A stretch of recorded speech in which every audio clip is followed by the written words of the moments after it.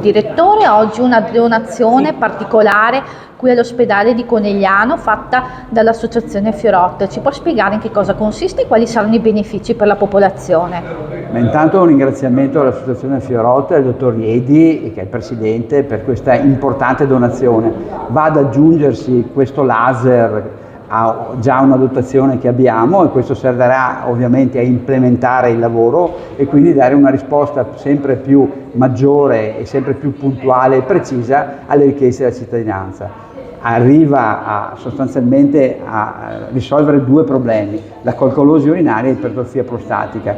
Guarda caso, due problematiche che colpiscono maggiormente il sesso maschile, in particolare gli uomini over 50, ed è quindi una tecnologia poco invasiva e che dà dei ottimi risultati sia clinici e anche e soprattutto evitano che si riformi la calcolosi urinaria.